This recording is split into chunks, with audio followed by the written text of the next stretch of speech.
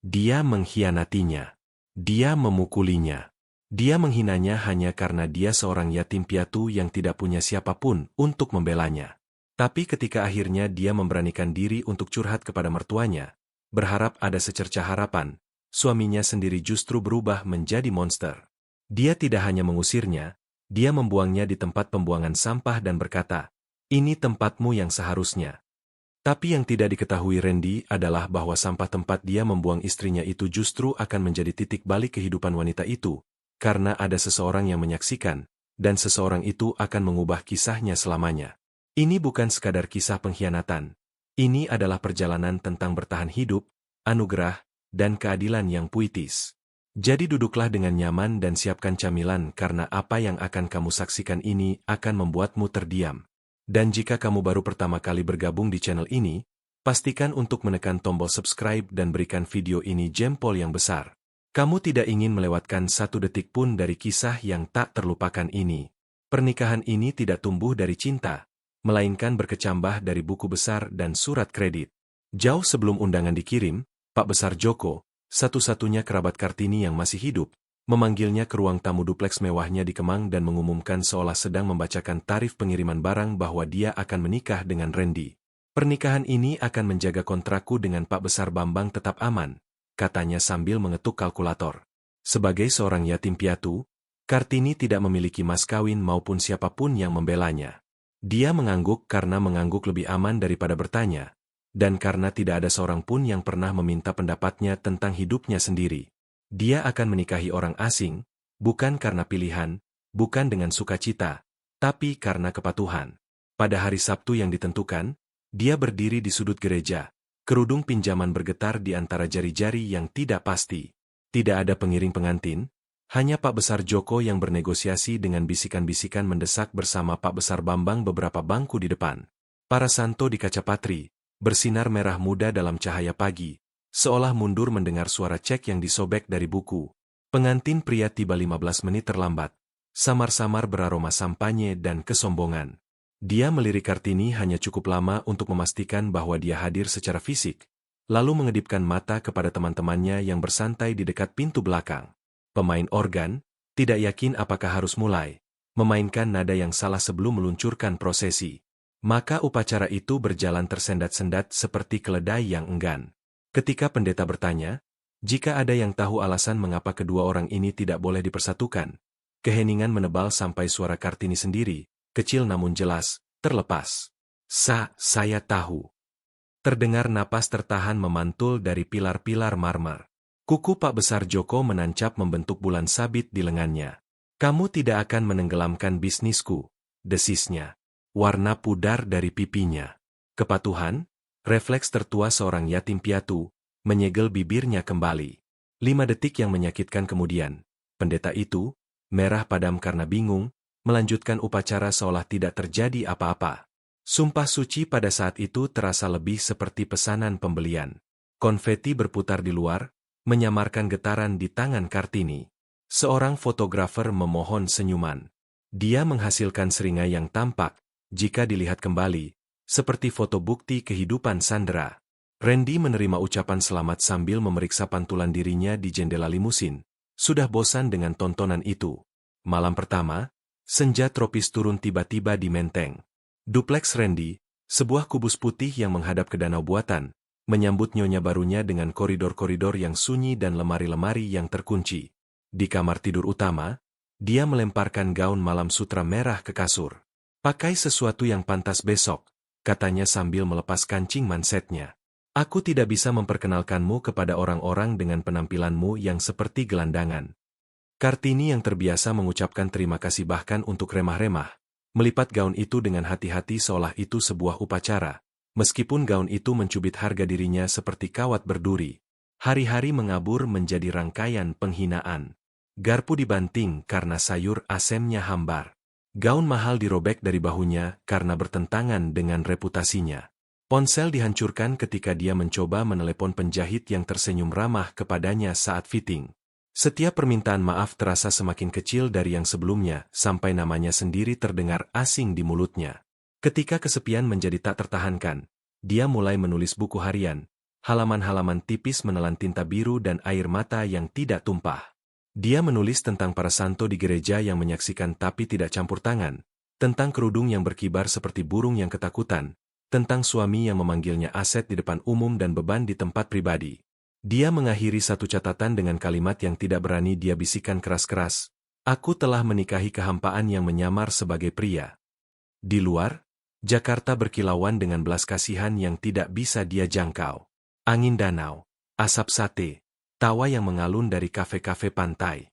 Di dalam, kait-kait jendela diklik setiap malam saat Randy melakukan ritual kepemilikannya, menguncinya di dalam sesantai kebanyakan pria menutup tirai. Setiap gerendel yang terpasang seperti tanda titik, menandai akhir dari kalimat apapun yang masih coba ditulis harapan. Dupleks itu memiliki 15 jendela besar, portal panorama bersih yang mungkin bisa membingkai matahari terbit di atas danau. Namun setiap senja menemukan Randy di setiap jendela memutar kait kuningan menutup dengan klik-klik-klik yang terdengar bagi Kartini seperti gembok di pintu sel. Keamanan ketat di kawasan ini, katanya sambil memasukkan kunci ke saku. Penjara yang sebenarnya bukan rumah itu, melainkan kepastian bahwa dia tidak akan pernah diizinkan meninggalkannya dengan caranya sendiri. Rutinitas Randy menjadi hukum. Pada hari Senin, dia bangun sebelum fajar untuk jogging, kembali hanya untuk mengeluh bahwa kamar mandi terlalu berbau wangi perempuan. Selasa, dia tiba cukup awal untuk mencicipi makan malam dan menyatakannya hambar seperti air sumur atau terlalu pedas untuk lidah beradab. Kedua putusan berakhir dengan dia menyapu piring ke tempat sampah. Rabu dia tidak pulang sama sekali, mengirim pesan singkat, minum-minum bisnis, jangan tunggu, seolah kewaspadaannya adalah opsional. Kamis dia pulang memakai parfum asing dan bersenandung lagu klub. Jumat adalah yang terburuk.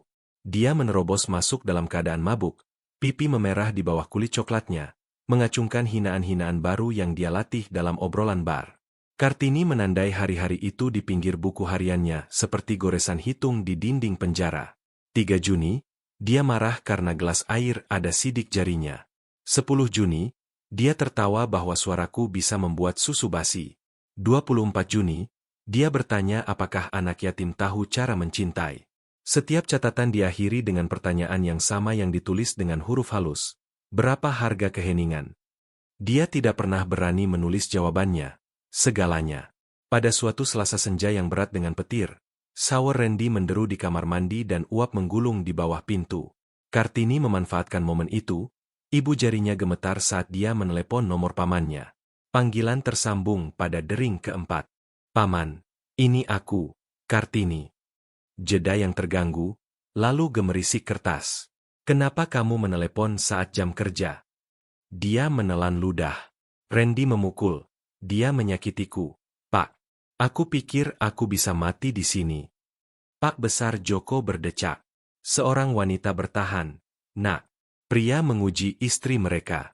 Kamu harus tetap berharga baginya. Merger bernilai ratusan miliar bergantung pada sikapmu. Tapi dia mengunciku di dalam.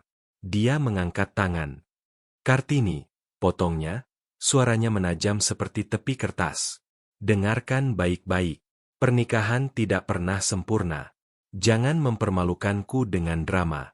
Tetaplah di rumah pernikahanmu dan bersyukurlah suamimu mencukupi kebutuhanmu. Sambungan terputus. Sejenak, dia menatap telepon itu seolah mungkin akan meminta maaf. Di ruangan sebelah, air berhenti mengalir. Dia menghapus air matanya, menyembunyikan telepon di bawah bantal sofa, dan mengatur wajahnya menjadi tenang yang sudah terlatih sebelum Randy muncul berbalut handuk, beraroma minyak mandi mahal dan hak istimewa malam. Makan malam dinyatakan tidak layak makan, tapi dia memakan setiap suap nasi goreng itu seolah dendam adalah bumbunya. Jumat itu, awan badai membirukan langit sore. Randy tiba jauh setelah tengah malam, vodka di napasnya dan lipstik di kerahnya. Merah tua, tidak seperti lip balm pemalu Kartini. Dia menunggu di ruang tamu, tangan terlipat, TV berkedip-kedip menayangkan iklan bisu. Ketika dia terhuyung masuk, dia mencoba taktik yang lebih lembut, suara tipis tapi tegas. Randy, tolong, aku mohon padamu, bukan untuk kesetiaan, hanya kehati-hatian. Gunakan perlindungan. Kita berdua bisa mati karena kebebasanmu yang ceroboh. Dia membeku tidak percaya. Lalu tawa merobek dari tenggorokannya. Tajam. Kamu anak jalanan, memberiku instruksi. Tamparan pertama memutarnya ke samping. Yang kedua menghantam telinganya. Dengungan metalik membanjiri tengkoraknya. Tinju menghujani sementara lampu gantung berdering di atas seolah bertepuk tangan untuk pertunjukan yang tidak suci. Ketika akhirnya dia lelah, dia melemparnya ke pagar tangga. Darah terasa seperti hujan besi di mulutnya. Dia berbaring meringkuk sampai fajar mengolesi cahaya abu-abu di karpet Persia. Di suatu tempat di lantai atas, Randy mendengkur. Dengan usaha yang luar biasa, dia mendorong dirinya tegak, mengenakan kain jarik pudar, dan berjinjit keluar sebelum keberanian menguap. Kakinya telanjang, sepatunya ada di lemari yang terkunci, tapi batu-batu di halaman hampir tidak terasa melalui adrenalin. Perjalanan 6 blok ke Kelapa Gading terasa tak berujung. Hujan mulai turun, pertama kabut, lalu hujan deras tropis, merobek daun dari pohon dan menempelkan rambutnya rata. Mobil-mobil lewat mendesis 2 kali. Dia hampir menghentikan taksi, tapi harga diri, atau mungkin malu, mendorong tangannya kembali ke sisi tubuhnya.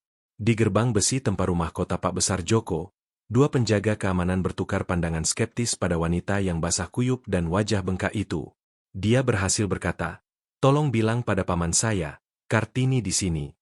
Mereka menghubungi lewat radio. Menit-menit berlalu di bawah guyuran hujan yang seolah mengorbankan. Akhirnya, Pak Besar Joko muncul di bawah payung golf. Piyama sutranya sempurna. "Ya Tuhan!" serunya, lalu merendahkan suaranya. "Tetangga akan bicara. Pulang sekarang juga." "Paman, 1 malam saja di dalam." Dia memohon, suara serak. "Aku takut dia akan membunuhku." "Itu salib seorang istri," bentaknya. "Lagi pula, kamu yang memilihnya." Payung bergerak, diposisikan ulang untuk menjaganya tetap kering sementara hujan mengalir di bahu Kartini. Gerbang tertutup, kunci bergeser. Guntur menggelegar seperti palu hakim surgawi. Kartini terhuyung kembali ke jalan. Hatinya hancur berkeping-keping dengan setiap langkah. Ketika dia tiba di Menteng, fajar berkilauan melalui awan yang mundur. Dia menemukan pintu depan terkunci dari dalam. Terlalu lemah untuk memanjat tembok rendah. Dia merosot ke keset Selamat Datang yang bertuliskan, "Home Sweet Home." Ironi yang mengabur di balik air mata. Saat matahari terbit, pintu terbuka dengan sentakan tidak sabar. Randy melangkah keluar, telepon ditekan ke telinga, sudah di tengah argumen tentang target penjualan. Dia melirik ke bawah pada sosok yang meringkuk seperti orang memandang koran bekas. "Kamu terlihat menyedihkan. Bersihkan dirimu sebelum tetangga bangun." Dia melangkahi tubuhnya, sepatu desainer menghindari lumpur. Pintu membanting tertutup di belakangnya. Kartini tetap di keset itu, anggota tubuh lemas seperti agar-agar, menyaksikan langit merah muda memudar menjadi biru biasa dan bertanya-tanya untuk pertama kalinya, apakah kematian akan terasa lebih baik daripada bertahan hidup. Seekor anak kucing liar mendekat, mengeong. Dia mengelus bulunya yang basah dan berbisik, "Kita berdua tidak diinginkan, bukan?" Anak kucing itu mendengkur, bukti kecil dan keras kepala bahwa kelembutan masih bisa ada di sisi lain kekejaman. Di dalam, 15 jendela menangkap matahari yang naik, kaca berkilau seperti cermin penjara. Bagi Kartini, pagi tidak membawa kebebasan, tapi kesadaran bahwa pelarian akan membutuhkan lebih dari keberanian. Itu akan membutuhkan pintu yang belum bisa dia bayangkan keberadaannya. Kartini tidak pernah membayangkan pernikahannya akan mengajarkannya biologi ketakutan. Tapi di rumah Randy, bahkan hal-hal biasa terasa berlapis ancaman. Dia belajar untuk tersentak pada dentingan es di gelas. Dia menghafal nada langkah kakinya, ringan saat sadar, menggelegar saat mabuk.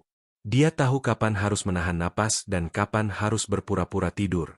Tapi ketakutan yang sekarang mencakar tulang rusuknya bukan lagi tentang memar atau piring pecah. Ini tentang infeksi. Penemuan itu datang secara tidak sengaja. Suatu pagi yang tenang dia sedang mengumpulkan cucian kotornya. Dari saku celana panjang biru tuanya, selembar kertas kusut jatuh. Sebuah kwitansi apotek. Kartini mengambilnya, matanya memindai item-item baris demi baris. Azitromisin, Cefixim, metronidazol. Jari-jarinya gemetar. Ini bukan vitamin. Ini adalah antibiotik yang diresepkan, dia tahu dari ceramah kesehatan masa kecil di panti asuhan, untuk pengobatan infeksi menular seksual. Hatinya tenggelam. Dia duduk di tepi tempat tidur selama 1 jam. Kwitansi itu tergenggam di telapak tangannya. Tidak yakin apakah harus menangis, menghadapi, atau berdoa. Dia memilih yang terakhir. Berlutut di samping tempat tidur, dia berbisik, "Tuhan, aku tidak tahu apa yang sedang kulakukan, tapi aku tidak ingin mati. Tidak seperti ini. Kamu sedang mengobati sesuatu. Dan aku mengerti, tapi tolong gunakan perlindungan. Supaya kita tidak membahayakan nyawa satu sama lain." Ada keheningan yang berat. Lalu tawanya datang, tajam mengejek, mengiris momen itu seperti pisau cukur. "Kamu, gadis got dari kampung, memberiku nasihat tentang perlindungan." Dia berdiri, mendorong kursi ke belakang. "Siapa kamu pikir dirimu?"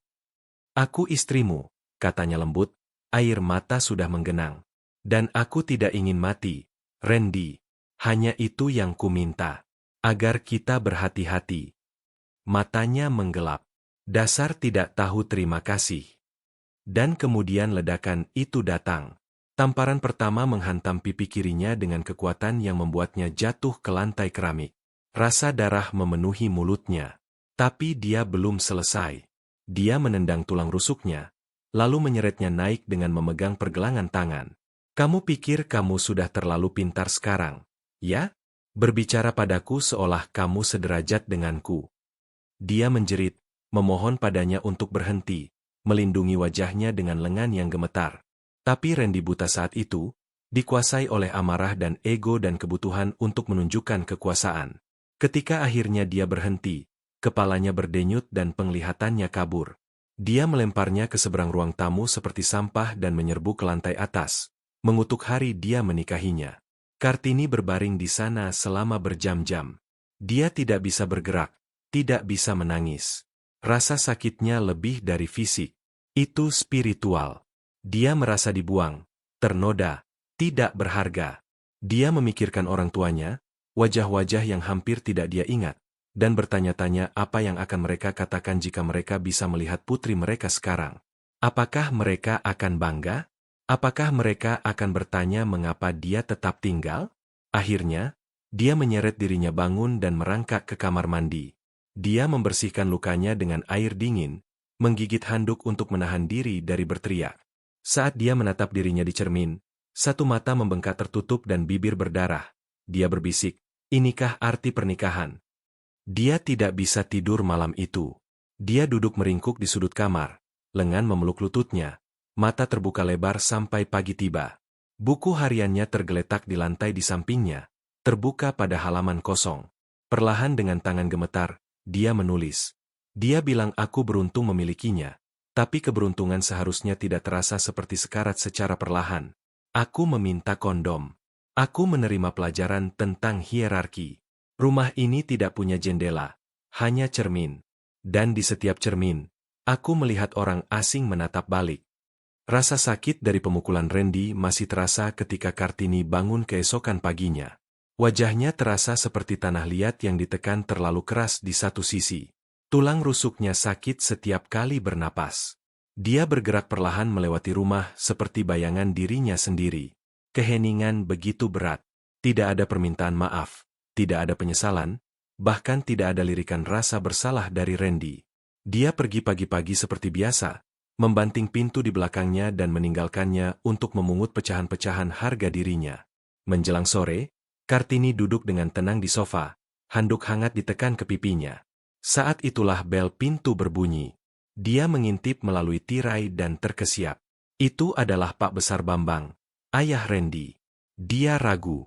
Apa yang dia inginkan? Selama berbulan-bulan pernikahannya, dia tidak pernah berkunjung tanpa menelepon dulu. Dengan tangan gemetar, dia membuka pintu. "Bapak, selamat siang," sapanya, sedikit membungkuk hormat. Dia menatapnya dengan intens, matanya langsung menyipit. "Apa yang terjadi dengan wajahmu?" tanyanya tajam. Dia menunduk. "Tidak ada apa-apa, Pak." "Jangan berbohong padaku," katanya tegas. "Siapa yang melakukan ini?" Air mata menggenang di matanya. "Bicaralah padaku, Kartini." Dan akhirnya, dia bicara.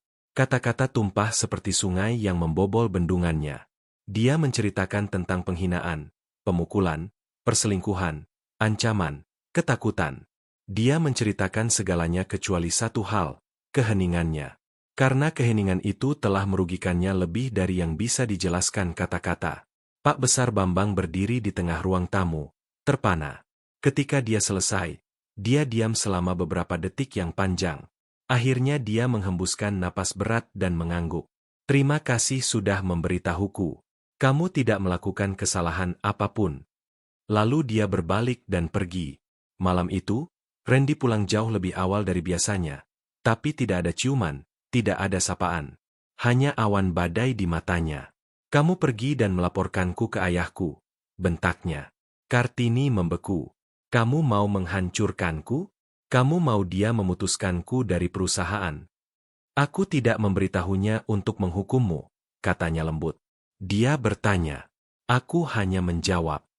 Dada Randy naik turun. Dia tidak memukulnya. Tidak kali ini. Tapi diamnya lebih keras dari tamparan. Selama beberapa hari berikutnya, dia hampir tidak berbicara padanya. Dia akan meninggalkan rumah di pagi hari tanpa sepatah kata dan kembali larut malam. Dia mendengarnya membanting barang-barang di kamar tamu. Sesuatu akan datang. Dia bisa merasakannya. Dan kemudian suatu malam, dia menyerang. Itu hari Sabtu.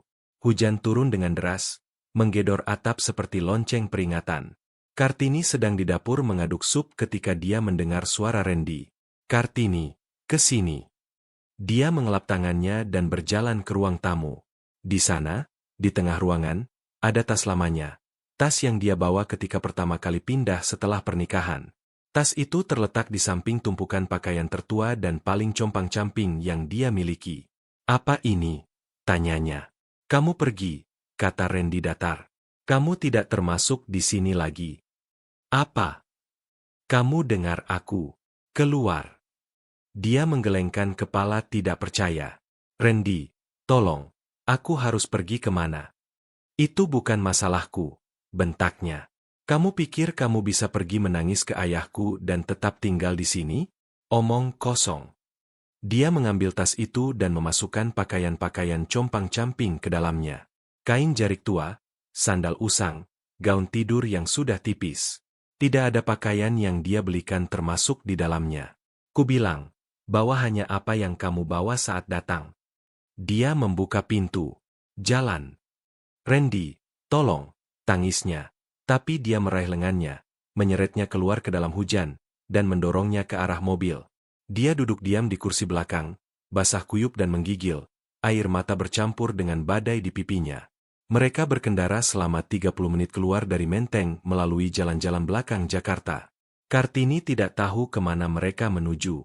Akhirnya, Randy berhenti di dekat tempat pembuangan sampah, sebuah lokasi pengumpulan sampah di mana kantong-kantong sampah membusuk di bawah tanda-tanda kayu darurat. Baunya seperti kotoran dan kehidupan yang terlupakan. Dia turun, membuka pintu, dan menariknya keluar. Ini tempatmu, katanya. Sampah di antara sampah.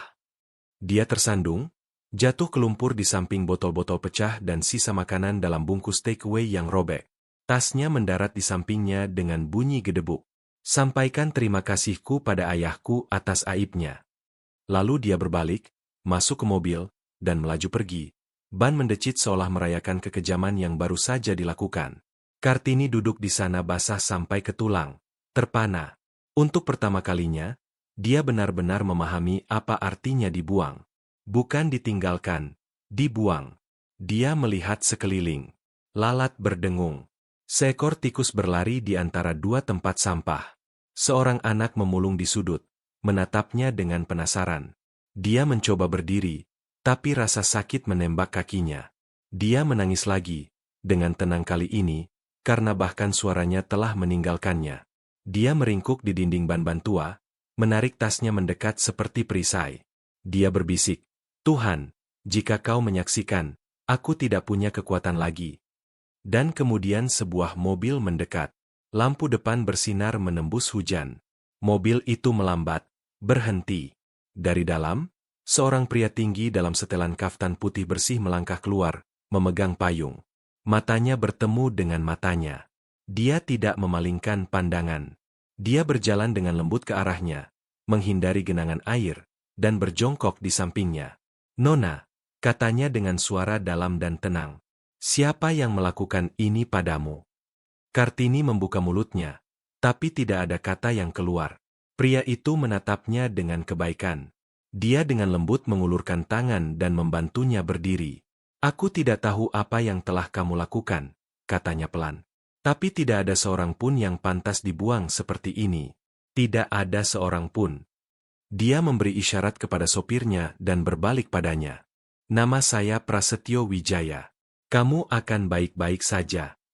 Itulah malam kehidupannya berubah. Bukan dengan kembang api, bukan dengan balas dendam, tapi dengan kebaikan dari orang asing di bawah hujan Jakarta. Kartini hampir tidak bisa berdiri saat Prasetyo Wijaya menyangga tubuhnya dengan lengannya. Kakinya lemas di bawahnya, basah dan lebam, tapi pegangannya kuat dan stabil. Setelan kaftan putihnya masih bersih meskipun hujan deras dan lokasi pembuangan sampah yang berlumpur mengalir seperti panji harapan. Momen itu tidak terasa nyata. Mungkin memang tidak. Mungkin dia akhirnya pingsan dan ini adalah surga. Tapi tidak. Dia masih bisa mencium bau sampah yang membusuk. Dia masih bisa merasakan perih pipinya yang bengkak. Ini adalah bumi. Ini nyata. "Tolong," kata Prasetyo Wijaya, melirik sebentar pada tangannya yang menggigil. "Izinkan saya membantu." Kartini mencoba berbicara, tapi hanya suara parau yang keluar. Dia terlalu lemah, terlalu hancur. Prasetyo Wijaya tidak menunggu izin. Dia berbalik ke sopirnya. "Buka pintu belakang." Lalu kepada Kartini, dia berkata, "Kamu ikut pulang denganku." Dalam hitungan menit, dia mendapati dirinya di dalam SUV Lexus hitam. Kehangatan interior membungkusnya seperti selimut. Dia duduk dalam diam, mencengkeram tasnya yang robek di pangkuannya. Pakaiannya basah, rambutnya kusut, dan martabatnya berkeping-keping. Tapi untuk pertama kalinya dalam apa yang terasa seperti keabadian, tidak ada yang berteriak padanya, tidak ada yang mengangkat tangan, tidak ada yang menuntut kepatuhan. Hanya keheningan dan dengkuran lembut mesin. Prasetyo Wijaya meliriknya dari kursi depan. "Kamu tidak perlu menjelaskan sekarang. Mari kita keringkan dan beri kamu makan." Dia memalingkan wajahnya ke jendela dan setetes air mata mengalir di pipinya. Bukan dari rasa sakit kali ini, tapi dari perasaan aman yang tidak familiar. Mereka tiba di sebuah mensyahn di Kemang. Dinding-dinding putih tinggi, pagar tanaman yang dipahat, lampu keamanan seperti lingkaran cahaya. Gerbang terbuka perlahan, mengungkapkan mahakarya arsitektur modern dengan tangga marmer yang luas, kolom-kolom elegan, dan halaman rumput yang terawat sempurna. Kartini berkedip. Ini tidak mungkin nyata. Dia mengira para penjaga akan menghentikan mereka, berkata, "Dia kotor, Pak, atau jangan bawa dia masuk ke sini." Tapi mereka membungkuk dengan hormat saat mobil lewat. Pembantu rumah tangga, Bu Siti, seorang wanita keibuan berusia 50-an dengan senyum lebar dan mata penuh kasih sayang, menyambut mereka di pintu. Dia terkesiap ketika melihat Kartini dan segera melangkah maju. "Ya Tuhan, Pak, apa yang terjadi padanya?" "Dia dibuang seperti sampah," kata Prasetyo Wijaya, suaranya rendah dan terkendali. "Bantu dia membersihkan diri. Beri dia makan. Pastikan dia tidur nyenyak malam ini." "Baik, Pak," kata Bu Siti, sudah membimbing Kartini masuk. Prasetyo Wijaya menatap Kartini sekali lagi sebelum dia menghilang naik tangga. "Kamu aman sekarang," katanya. "Tidak ada yang akan menyakitimu di sini." Malam itu, Kartini mandi dengan layak untuk pertama kalinya dalam berminggu-minggu. Bu Siti mengisi air hangat ke dalam bak mandi berdiri bebas dan membantunya mencuci dengan lembut, bersenandung lagu-lagu rohani. Dia mendandaninya dengan gaun malam katun lembut dan membawanya ke suite tamu yang lebih besar dari seluruh dupleks tempat dia tinggal bersama Randy. Tempat tidurnya tinggi, empuk, dan hangat. Udara berbau lavender dan linen segar. Dia tidak percaya ini masih hari yang sama. Kehidupan yang sama. Di meja samping tempat tidur, semangkuk kecil nasi goreng, pisang goreng, dan ayam bakar menunggunya. Kartini menatap makanan itu. Perutnya berbunyi, tapi dia ragu. "Makan," desak Bu Siti. "Pak bilang kamu harus makan sesuatu." Kartini mengangguk perlahan dan mengambil suapan pertama. Dan kemudian dia menangis. Dia tidak menangis ketika Randy menamparnya. Dia tidak menangis ketika pamannya membanting gerbangnya. Dia bahkan tidak menangis ketika dibuang seperti sampah. Tapi sekarang, di ruangan yang dipenuhi kedamaian, dengan makanan hangat di mulutnya dan mata yang baik menatapnya, dia hancur. Setiap isakan terasa seperti racun yang meninggalkan tubuhnya. Bu Siti duduk bersamanya dalam diam, memegang tangannya. Keesokan paginya, Prasetyo Wijaya kembali untuk memeriksanya. Dia menemukannya duduk di dekat jendela, menatap ke taman. "Kamu tidur nyenyak?" tanyanya lembut. "Ya, terima kasih," jawabnya pelan. Suaranya hampir berbisik. "Kamu siap untuk berbicara?" Dia menatapnya dan mengangguk. Dan kemudian dengan air mata di matanya, dia menceritakan segalanya tentang dipaksa menikah seperti pion dalam permainan bisnis, tentang kekerasan verbal, isolasi, ketakutan, tentang dibuang ke jalanan seperti sampah, tentang memohon pada pamannya dan diberitahu untuk bertahan, tentang menjalani setiap hari sebagai hantu, diam dan tidak terlihat, sampai akhirnya bahkan hantu itu pun dibuang. Prasetyo Wijaya mendengarkan. Dia tidak menyela. Dia tidak mencoba menyelesaikan kalimatnya. Dia tidak memberitahunya bahwa dia seharusnya pergi lebih awal, atau bahwa dia bodoh untuk tetap tinggal. Dia hanya mendengarkan dengan kasih sayang di matanya dan rasa hormat dalam diamnya. Ketika dia selesai, dia menunduk, malu. "Aku tahu aku pasti terdengar lemah bagimu, tapi aku tidak punya tempat lain untuk pergi." Prasetyo Wijaya menggelengkan kepalanya. "Tidak, kamu terdengar seperti wanita yang selamat dari neraka. Itu bukan kelemahan, Kartini. Itu kekuatan." Dia berdiri, berjalan perlahan. "Kamu tahu, aku membangun bisnisku berdasarkan waktu yang tepat. Mengetahui kapan harus bertahan, kapan harus bertindak, kapan harus pergi. Tapi apa yang kulihat kemarin, itu mengguncangku. Seorang wanita diperlakukan seperti sampah di negara yang seharusnya lebih tahu." Kartini menghapus air matanya. "Terima kasih sudah menyelamatkanku." "Aku tidak menyelamatkanmu," kata Prasetyo Wijaya. "Aku hanya melihat harta karun di tempat yang salah." Dia berhenti sejenak.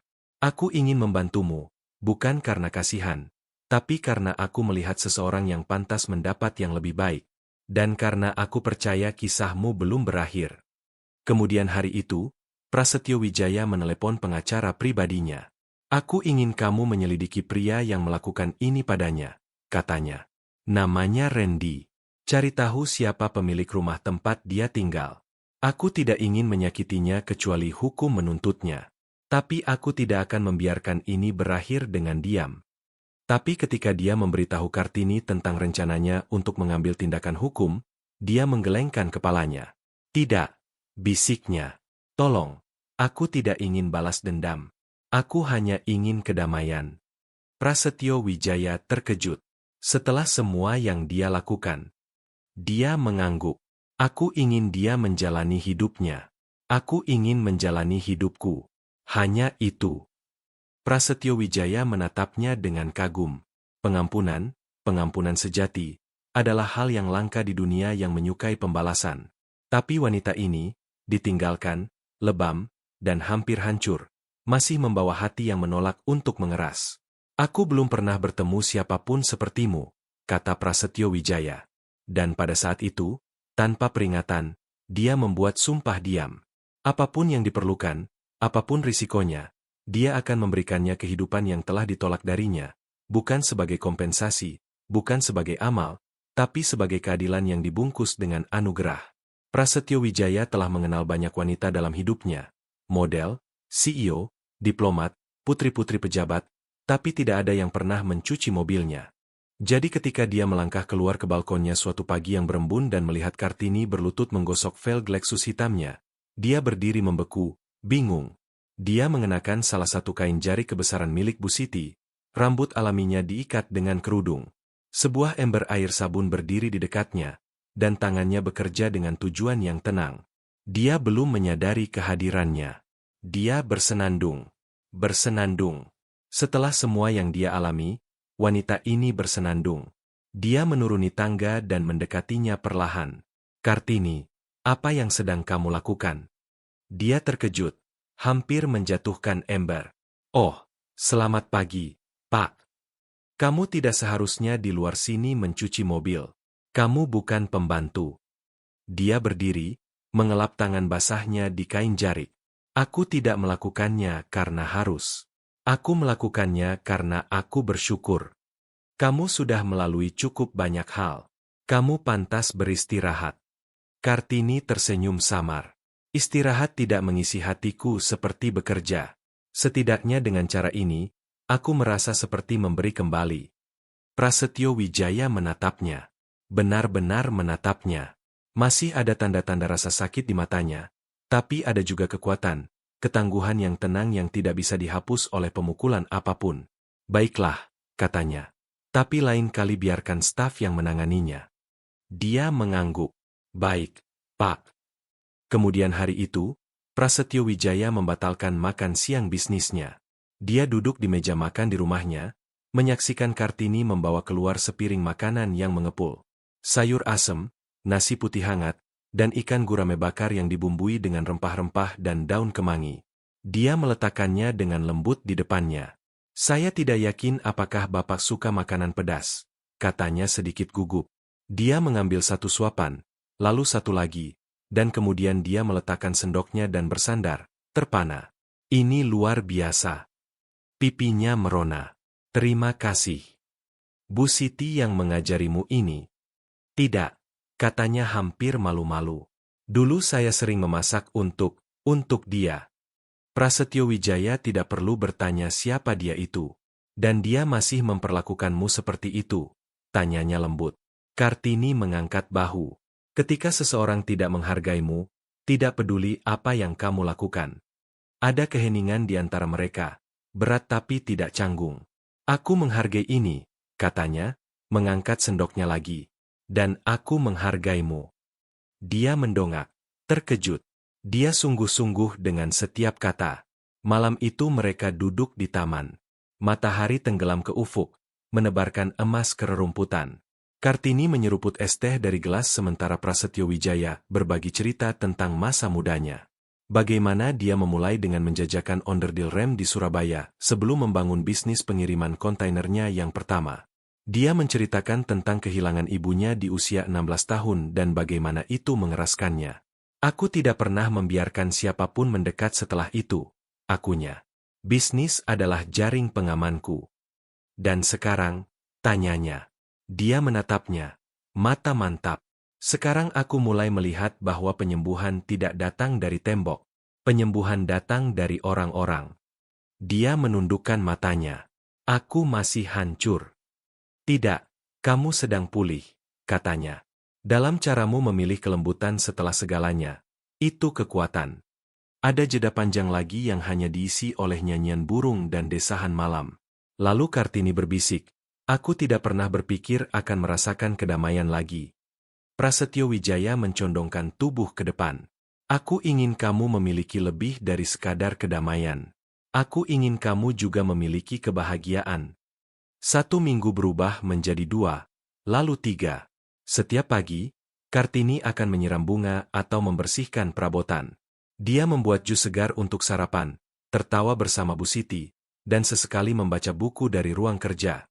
Setiap malam, Prasetyo Wijaya akan mencari alasan untuk duduk bersamanya di balkon dekat kolam koi di halaman di bawah bintang-bintang.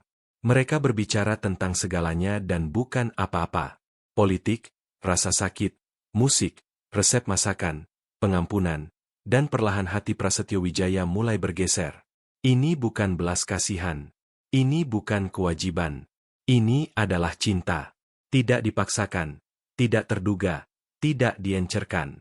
Pada hari ke-24, dia tidak bisa menahannya lagi. Mereka sedang sarapan di bawah gazebo. Kartini telah membuat bubur dan pisang goreng. Dia menatapnya. Mata serius. Kartini, ada yang ingin kukatakan, dan aku tidak ingin kamu merasa tertekan. Aku hanya perlu berbicara jujur. Dia mendongak. Jantungnya sudah berdebar kencang.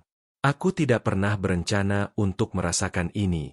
Tapi kamu mengubah sesuatu dalam diriku. Kamu mengingatkanku siapa aku sebelum uang dan kekuasaan menjadi segalanya. Kamu membawa kedamaian ke ruangan-ruangan di mana aku hanya dulu mengejar pencapaian. Kamu menunjukkan padaku bahwa kekuatan itu tidak keras. Kekuatan itu konsisten. Dia berkedip, tidak yakin apa yang harus dikatakan. Aku tahu kamu masih dalam proses penyembuhan, dan aku tidak memintamu untuk melupakan masa lalumu.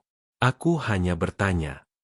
Dia merogoh sakunya dan mengeluarkan kotak beludru kecil. Maukah kamu membiarkanku membangun masa depan baru bersamamu? Dia membukanya. Sebuah cincin emas, elegan dan sederhana. Tangan Kartini terbang ke mulutnya. Kamu ingin menikahiku? Ya. Bukan karena aku menyelamatkanmu, tapi karena aku melihat siapa dirimu. Karena aku menghormatimu. Dan karena aku mencintaimu. Air mata memenuhi matanya. Tapi Prasetyo, aku sudah diperlakukan seperti sampah begitu lama. Aku bahkan tidak tahu bagaimana merasa seperti seseorang yang layak. Dia berdiri, mengambil tangannya, dan berlutut di hadapannya. Biarkan aku mengingatkanmu setiap hari. Dia menangis sekarang, diam-diam, bebas. Ya, bisiknya. Dia tersenyum. Ya, ya, aku akan menikahimu. Dan begitulah, kurang dari sebulan setelah dibuang seperti sampah, Kartini menjadi pengantin salah satu pria paling berkuasa di Indonesia. Tidak ada liputan media, tidak ada sosialita, tidak ada kemewahan mencolok. Hanya sebuah kapel di tepi pantai, kuartet gesek, Bu Siti dalam air mata, dan seorang gadis kecil bertelanjang kaki dari panti asuhan yang menaburkan kelopak mawar saat Kartini berjalan menyusuri lorong. Dan Prasetyo Wijaya berdiri menunggu di altar, hati meledak dengan kebanggaan. Bukan karena apa yang telah dia lewati, tapi karena apa yang telah dia jadi. Istrinya, keajaibannya, hartanya yang bangkit dari debu.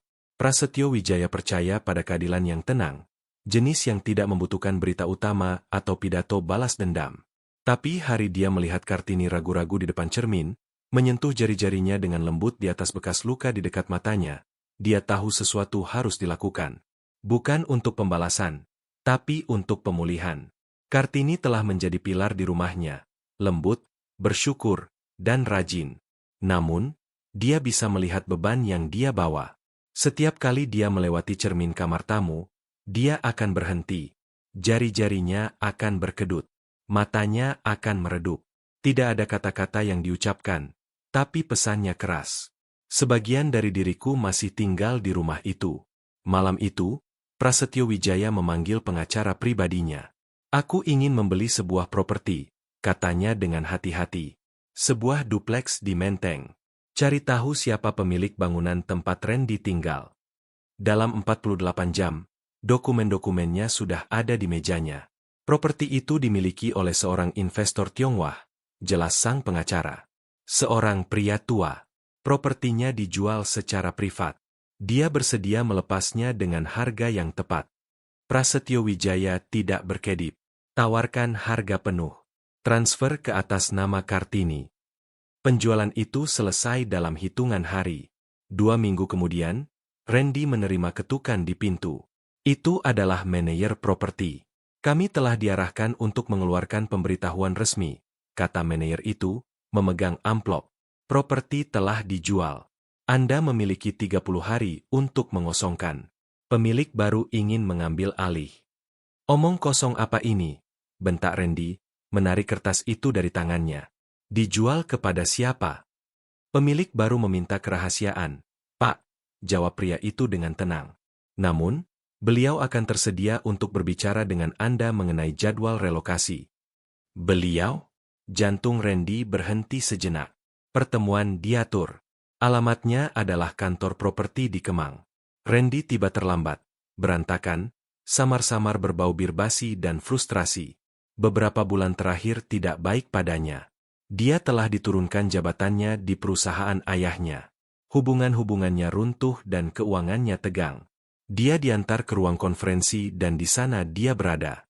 Kartini, duduk dengan tenang di meja, mengenakan blus putih dan rok hijau zamrud, kepercayaan diri yang lembut di matanya.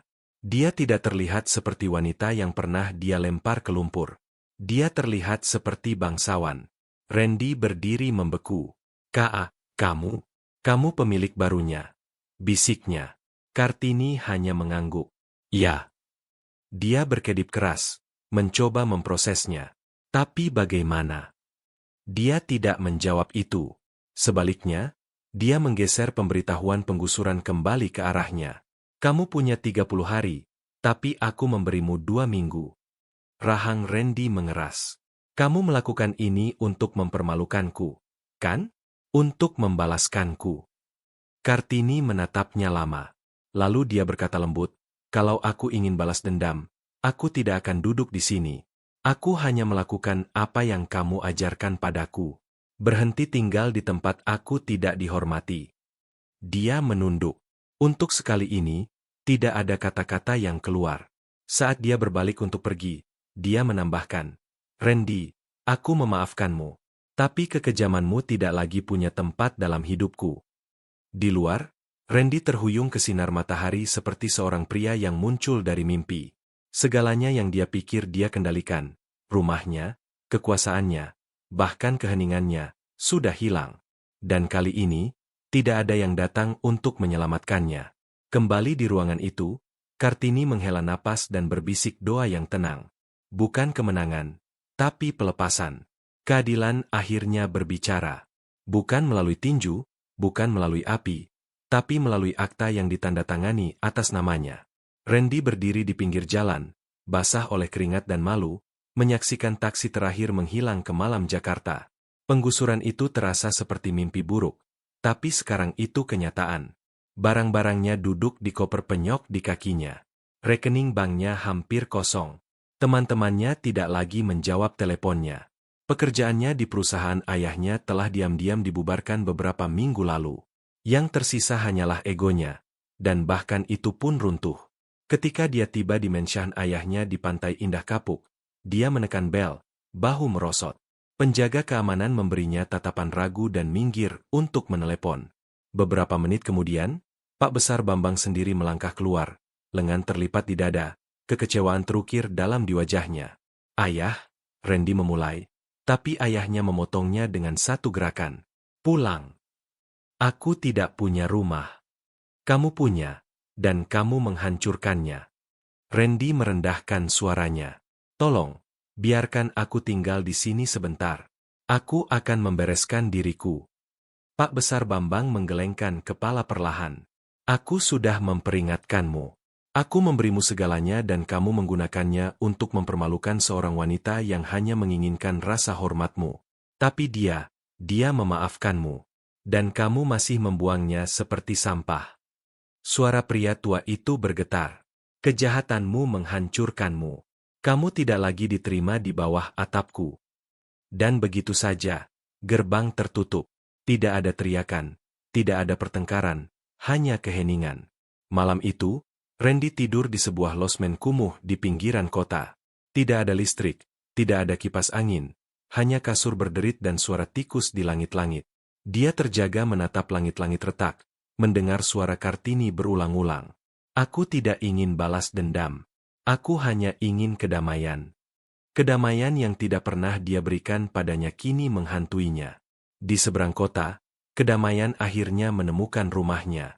Kartini berdiri di panggung yang dipoles di Taman Mensyan Kemang yang sekarang dia sebut rumah.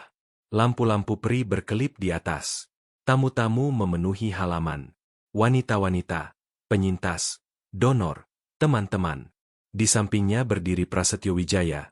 Tangannya bersandar lembut di punggungnya. Dia memandang kerumunan dan tersenyum.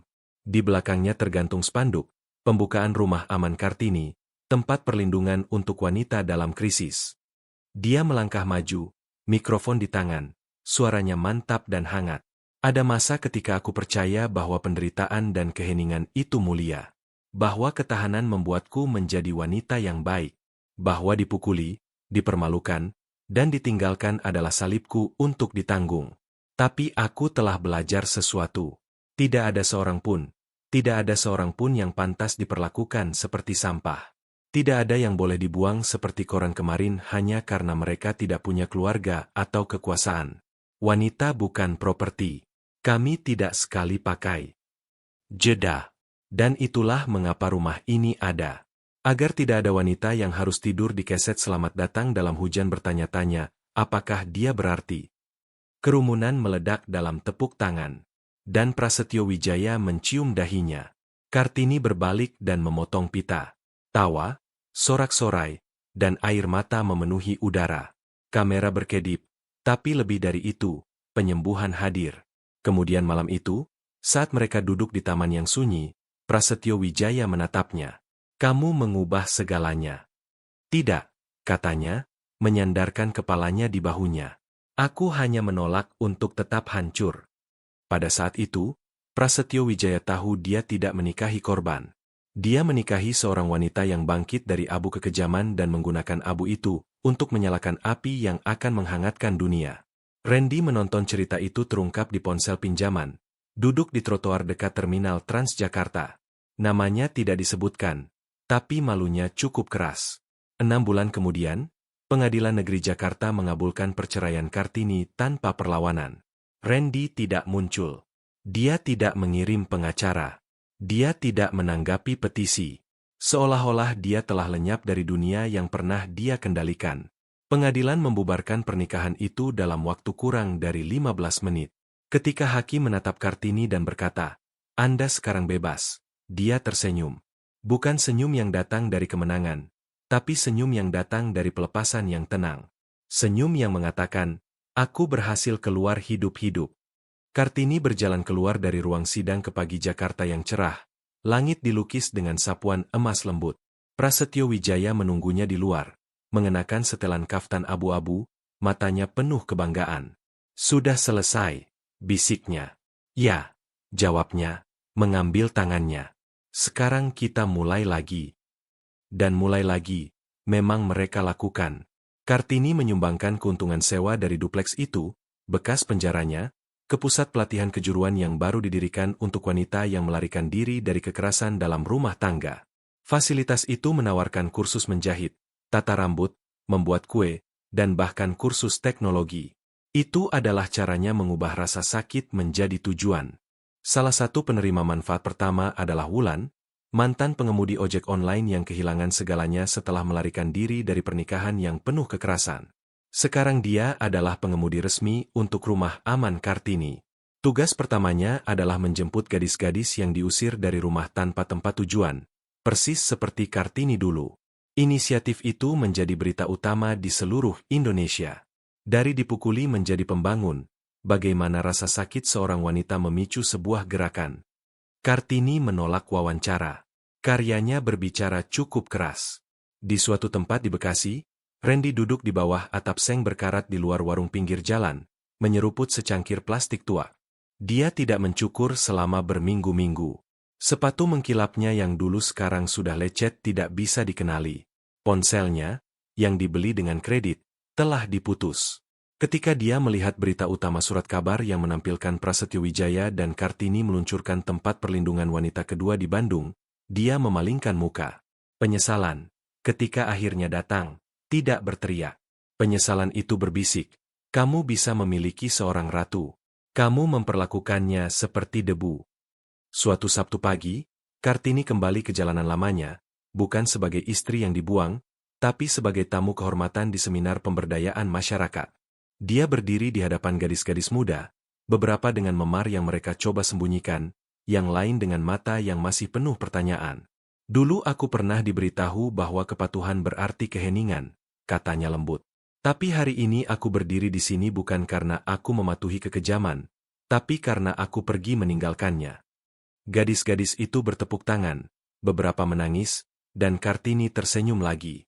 Kali ini, bukan karena dia bebas, tapi karena dia akhirnya menemukan tujuan dalam rasa sakitnya. Pelajaran moral, jangan pernah membiarkan siapapun mendefinisikan nilai dirimu melalui kekejaman. Apa yang dunia buang, anugerah dapat memulihkan. Kekuatan sejati bukan dalam menanggung kekerasan, tapi dalam bangkit di atasnya dan menggunakan rasa sakitmu untuk melindungi dan memberdayakan orang lain. Kami harap kamu tersentuh oleh kisah ini. Silakan bagikan pemikiran dan pelajaranmu di kolom komentar. Kami sangat suka membacanya. Dan coba tebak, kisah yang kuat dan mengubah hidup lainnya akan datang dalam beberapa hari. Jadi, pastikan untuk subscribe dan nyalakan lonceng notifikasimu agar kamu menjadi yang pertama menonton ketika video itu tayang. Jika kisah ini menggerakkanmu, Jangan lupa untuk like video ini dan bagikan kepada teman dan keluargamu.